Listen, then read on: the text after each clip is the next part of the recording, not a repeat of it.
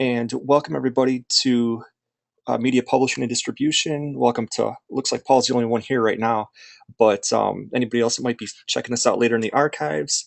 I have to be a little bit quiet here because Nick is right around the corner and he's doing his go-to session too. So I'm gonna try to be a little quiet here, and but that's okay. And tonight, what we're gonna do is kind of walk you through how to do Project One, and I'll show you some examples, and I'll show you some tips and tricks. And so, before we get into that, though, let me just kind of give a brief introduction to the course. I know that Paul saw this today in class, but just for the online students that might be checking this out later, this class, let's talk about it a little bit. Whether your interest lies in print media, whether you come from a music background, whether you come from like a film background or a game background, this course this month will have something for everybody. And the reason why one of these go-to sessions are important is because not only do we show you how to do the assignments, but we show you some things to avoid in doing those assignments too. And let me and by the way, Paul, I know that Kim didn't really touch on this today. She'll probably talk about this a little bit more on Thursday, but just for any of you online students that are coming into this, a couple of things should be clarified right off the bat, even before we begin anything. Okay, one of the first things to keep in mind for this class and for this month is that the stuff that you do for this class does not, and then I repeat, does not have to relate to the final business plan that you're doing for EBMS. Now, I know that's probably different than most of your classes because you kind of like start with a project and then you, with Steve's class, and then you kind of build upon that in Nick's class and then with Ken's class and so on and so forth. This class, your projects that you do for this month do not have to relate to your final business plan. Okay, so for example, one of our students today in class, I think she said that she wants to, she comes from like a sort of a hospitality slash show production background. Well, for this class, that might not apply to, I mean, what your background is might not apply to this class. So that's okay. It just means that for this class, you can be a little bit hypothetical. And that's a good segue into the next point I was going to say. The stuff that you do for this class can be hypothetical. So, for example, those of you on the film team, you're going to be doing a film treatment for Project 2. Now, we'll talk more about that next week, but the stuff that you do for this class, we're not expecting you to have a full screenplay written, but that's okay because as a hypothetical class, you're going to pretend that you have that screenplay written. You just have to know enough about your story to be able to turn it into a treatment. It doesn't have to be a full screenplay, but it just has to be, a 5-page treatment. And we'll talk more about that. So, but I just want to kind of establish that right off the bat that you can be hypothetical in this class. And those of you on the music side, for example, you might not have a completed album, right? That's okay. But for the sake of this class, we're going to pretend that you do, because the point of this class is to show you how you would go about getting it out there once you do have it complete, even if you don't have it complete right now. Okay, so just wanted to establish that. And so we'll talk more about Project 2, of course, next week. But just to kind of introductory stuff, we're going to show you the first 2 weeks of class how you're going to go about doing this stuff the traditional way, which for a lot of people still is the preferred way to do things. In fact, I know somebody who's trying to become an author, and before he's going to try to get into the whole self-publishing thing, he's trying to first shop it around to agents. So the first 2 weeks, we're going to show you how to do that. Try to get your stuff out the traditional way, which is contacting an agent and getting them to represent you. Okay. And of course, with agents, I'm going to show you how to do Project One, which is what you're going to do for, you're going to find an agent and then you're going to draft a letter, and I'll show you how to do that. But the way that this class breaks down, if you've had a chance to look at the syllabus, and hopefully everybody has by now, Project 1, which we're going to talk about tonight, that's worth 10%. Project 2, we'll talk about that next week, so don't worry about that just at the moment, but that's going to be worth 20%. Project 3 is going to be worth 20%. And by the way, what you see here on the screen, Projects 1 and 2 what we do the first 2 weeks of class, that's kind of how you would go about doing things the traditional way, right? The second part of class, when we get into project 3, that's where we kind of flip the script a little bit and we show you how to self-publish it and do things yourself, okay? But obviously, it's just week 1. It's only the second day, first day for you on-campus students. So we'll we'll hold off on talking about that until much later. But I'm just kind of breaking down the syllabus here. Project 4, which is technically called the collaboration assignment or the Google Doc assignment, that's worth 10%, and I'll explain that later. Actually, you know what? Let me kind of explain that right now, actually, before we get into Project 1 and drafting a letter and stuff, because that's going to take the most amount of our time here tonight. Let me just briefly explain Project 4, which is the Google Docs. If you go to FSO and you look at your important announcements, it'll say something like collaboration assignment. That's what this is, right? And for that, what you're going to be doing is that you're going to be choosing a team, right? You're either going to be in team print, team music, team film, or team games. Okay, you pick one of those teams. Whatever area of expertise you're in or whatever you're interested in, or even once again, because this is a hypothetical class, but this is also a real world class, meaning that the projects that you do for this class, you can take into the real world. And that's one of the goals of this class, which might be a little bit different than some of your other classes. And those, not to say that those other classes aren't important. I mean, it's important to know about entertainment law, right? It's important to know about branding and things like that. But this is more of a real world class where you can take projects that you do in this class and shop them for real. And we've had a lot of students do that for real. Okay, so, but getting back to what I was saying though, because this is kind of this can be hypothetical and you can have a lot of fun in this class, even if you come from, like, let's say, like a music background, and maybe that's what your final business plan is. If you have aspirations of maybe doing a book, guess what? You can do that for this month. You can, your project 4, you can be on team print if you want. It doesn't have to correlate to whatever you're doing for your final business plan, okay? But what project 4 or the collaboration assignment is that you choose one of those teams, and then when you click on it, it'll take you to a Google Doc, and that's your team's Google Doc, okay, for the entire month. You can post on there all month long. It's kind of like basically kind of a community discussion board. Anything that you find interesting that maybe relates to the class. So for example, like project 1 is to find an agent. So for example, if you find a good site out there that has a lot, like a listing of agents, and you want to throw that on your Google Docs, that's great. But it doesn't have to relate directly to the class. It could just relate to your industry. So if you're on Team Books and you find an interesting article from like the Wall Street Journal or something like that that talks about something related to the print industry, and you want to throw that link on there, that's totally fine. Now, let me give you some tips with this though, because a lot of people will ask, well, how many postings do I have to make to get a good grade? And the answer to that is, the way that we view this is that there's 14 classes for the on-campus students. I mean, you have 12 classes, and then these Google Docs consist of another, 2 hours worth of classes, technically, right? Or 2 other extra classes, basically.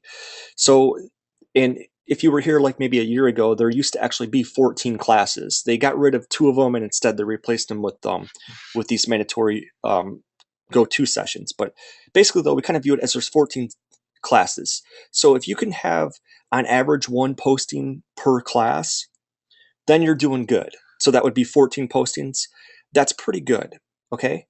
One thing to point out though is that don't wait until the last minute, because even though technically this assignment doesn't get graded until the end of the month, we do monitor it from time to time. In fact, you on-campus students are going to actually have to do like a kind of a midterm presentation, not graded, but Kim wants to have an idea of how you're doing. So we're going to notice, because we can see the dates on there when everybody posts. We can tell if somebody just waits until the last minute and just throws like 14 links on there. We know that you're not going to fool us necessarily. So you want to kind of be keeping up with this on a weekly basis. Just post maybe 3 or 4 links per week.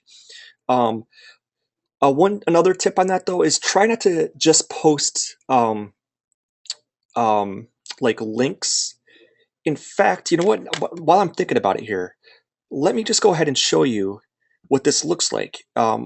Give me 1 second here. Let me pull up, for example, let's say like last month's. Give me 1 second here. Let's just go, for example, if I go to let me show you what this looks like, the Google Docs, right? And by the way, you people, you on-campus students, Kim will probably show you this as well in class, but I just want to show this for the online students as well. This is what like last month's looked like. Let me get a music one. Okay, this is from February. So this is what it looks like at the end of the month, right? You have people posting here,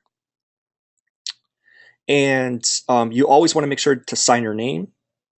And you can see here this one student, Kim, she posted a lot. Okay, she did a lot. You don't have to post as many times as she did, but basically though, you're gonna make postings, right? You're gonna like find links, and don't just provide links though. Try to provide a little bit of commentary about what that link is about.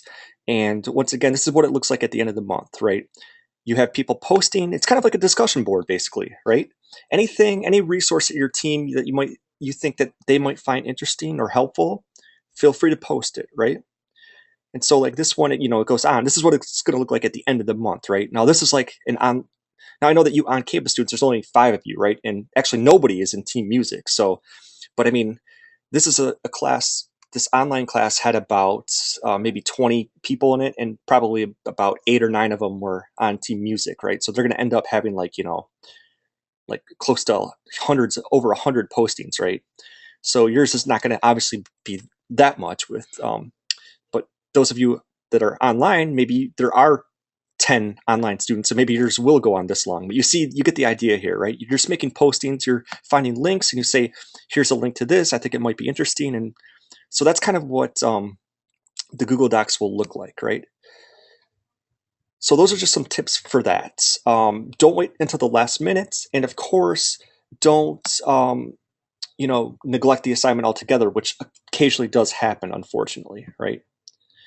Um, and then, of course, for you online students, you have 4 weekly discussions, right? That's standard. You're used to that, right? Make sure to obviously do an initial post each week and also a response post. And of course, for you on-campus students, you don't have the discussions, but you have the current event presentation, and you have the 3 like case studies or quizzes, right? And that comes out to the 20%. So it's the same basic format, just slightly different in this part right here. And of course, you have 2 blog postings. Remember, for this class, you have to do 2 of them. You can look at the instructions for that, but basically, you just find something related to the entertainment industry and you write like a 300-word commentary on it, right? That's all you have to do. And make sure to do 2 of them. They're due at the end of week 3, I believe. So you still have some time on those. Obviously, if you want to get them done right now, right away, you certainly can. And of course, the GPS, for the GPS, the main reasons why students lose points for that is just if you're late on any assignments or you miss any assignments, things like that, right? So that's kind of a breakdown of the class. And for you online students here, here's the discussion for this week. In your field, why might it be necessary to find an agent? Now, once again, this is one of the reasons why these go-to sessions are good, especially for you online students who might be checking this out later. It's important to distinguish right away before you even do project 1 and before you answer discussion number 1 and before you go any further in this class. We have to get this out right away, okay? That this class, we're not looking for talent agents, okay? That relates a little bit more to the class that you may have had with Jill, I believe, the project and artist management class. Some of you may have had that with Kate. I'm not sure, but you may have had it with Jill, and that's talent agents, okay? We're not, in this class, we're not looking for talent agents. In other words, we're not looking for agents who are going to get you gigs. In this class, we're looking for agents who specifically shop the creative work. In other words, they shop the work. They're not shopping you, the talent. They're shopping the work, right? You're trying to find an agent who will represent your album if you're on Team Music, who will represent your game if you're on Team Games, who will represent your book if you're on Team Books, who will represent your screenplay if you're on Team Film, okay? We're not looking for talent or booking agents for this class, okay? So, but anyways though, the discussion for this week is why might it be important in your field to have an agent, to find an agent, okay? Number 2, how would you go about finding an agent? I'm going to show you some tips on that coming up here in a couple slides. And what resources are available, I'll tell you some of those. And with many industries, such as print media, it's becoming more and more difficult to secure an agent. How is this challenging? And I mean, obviously, one of the things you can say, of course, is the fact that there's a growing population of authors, right? And there's lots of people out there who have a lot of talent. And of course, the field is getting larger. So that's one of the big challenges that you have, right? And finally, what are the specifications of the contract? You don't have to be terribly sophisticated and detailed with this, but just lay out some of the things that you would like to have in the contract. Okay? And even if at this point you don't know if they're standard or not, that's okay. That's okay. We're not going to be, going through with a checklist and saying, "Oh, that's wrong" or "That's wrong." I mean, but what would you like to have in that contract, right? So for the collaboration assignment, of course, remember the first step is to choose a team, right? Books, film, music, or games. And just to kind of go over just a little bit of material before we get into project one here, um, let's take a look here at kind of the history of the publishing industry real fast in just like 2 slides. Okay, prior to the 1430s, pretty much anytime that you heard the word publishing, that was like kind of a thing for the wealthy, right? The super elites, the royalty, things like that. But all of this changed with the invention of the printing press, right? Because the printing press, um, I don't even have the slide on here, but the printing press really changed things because this allowed for mass reproduction, right? The first book that came off the printing press was the Bible, right? And that was the most popular thing. And of course, religious people got to spread the word, and you had an increase in readership. And then that also led to kind of the rise of the middle class, because at this time, you pretty much just had this kind of system where it was the super elites, the royalty up here, just a tiny percentage, and then everybody else was kind of at the bottom, farmers, agriculture people, things like that. And there was really no purpose or need for those people at the bottom to read, right? They didn't do it for leisure. They didn't do it for entertainment. They didn't do it for education because they couldn't move